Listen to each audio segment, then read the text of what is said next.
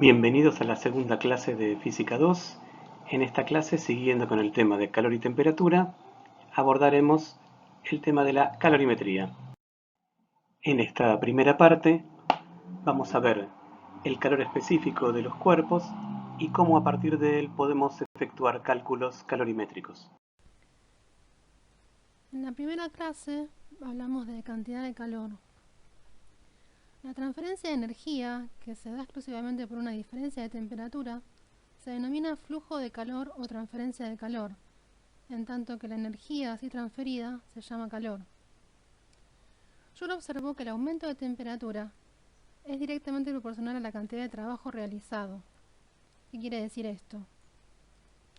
Si hacemos una experiencia para incrementar la temperatura de un sistema, un mismo cambio de temperatura puede lograrse de dos maneras, con calor o con trabajo.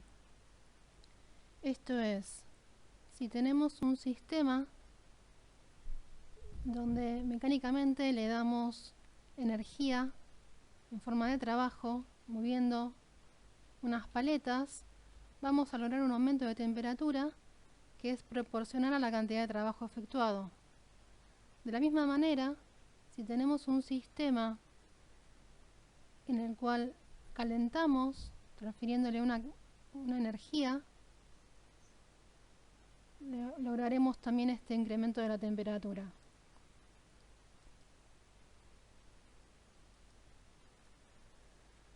Tenemos dos formas para calcular la cantidad de calor necesaria para modificar la temperatura de un sistema. La capacidad calorífica, C, lo definiremos de esta manera, como la proporcionalidad entre el incremento de temperatura, la diferencia de temperatura, y la cantidad de calor Q que tenemos que entregar al sistema.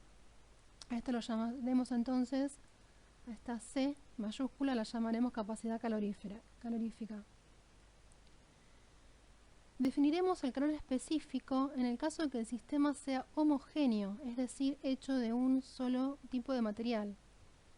Entonces, en un sistema homogéneo, la cantidad de calor Q que entregaremos para aumentar la temperatura, esto es el calor sensible, es proporcional a la masa y a la diferencia de temperatura, delta T. Y esa constante de proporcionalidad la llamaremos calor específico. Si la diferencia de temperatura es positiva, entonces el calor es positivo. Eso quiere decir que el sistema absorbe o gana energía en forma de calor. En cambio, si el sistema se enfría, si la diferencia de temperatura es negativa, entonces el sistema cede energía en forma de calor a sus alrededores.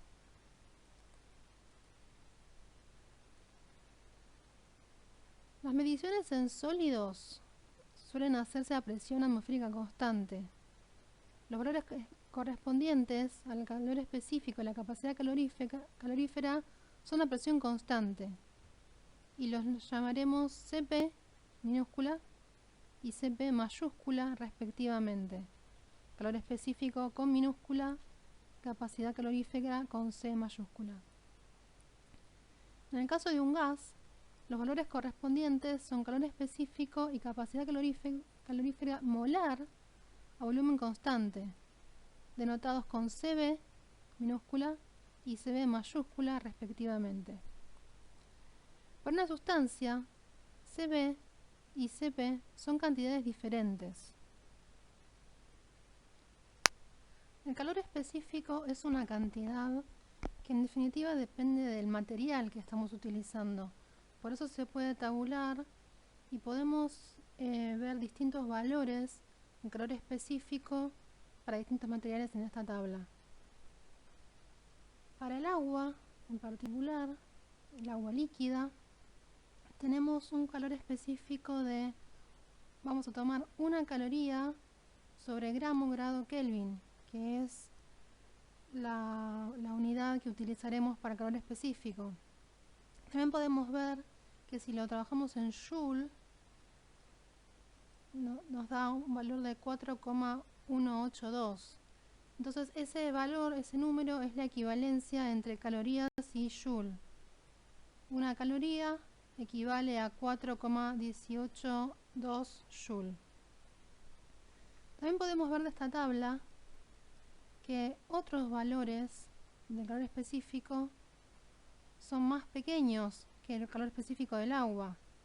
¿Eso qué quiere decir?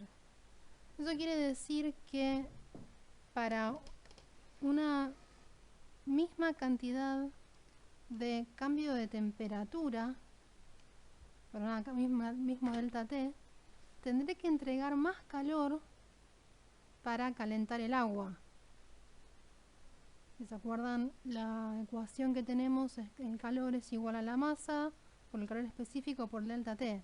Si queremos producir el mismo incremento de temperatura, deberemos entregar más calor a mayor calor específico. Eso también quiere decir que cuando el cuerpo cede calor, cuando se enfría, también cederá más calor cuando tenga mayor calor específico. Al combinar materiales, ¿qué pasa? En calorimetría, uno de nuestros objetivos puede ser determinar la temperatura de equilibrio de un sistema formado por dos masas a distintas temperaturas. Vamos a agregar dos líquidos, un líquido A caliente y un líquido B frío, a temperaturas distintas. Si el sistema que contiene la mezcla no intercambia calor, eso quiere decir que es adiabático, ese es el nombre que recibe, no intercambia calor con el exterior, o sea, este sistema está hecho de algún material, por ejemplo telgopor o algún otro material que no intercambia calor con el exterior, entonces podemos afirmar que todo el calor que cede el sistema A, que estaba caliente, lo recibe el sistema B, que estaba frío. Eso quiere decir que los calores son iguales, a diferencia de un signo, porque habíamos visto que el calor era positivo cuando el sistema lo absorbe y es negativo cuando el sistema lo cede. Esto también podemos expresarlo como la suma de los calores igual a 0 en un sistema adiabático.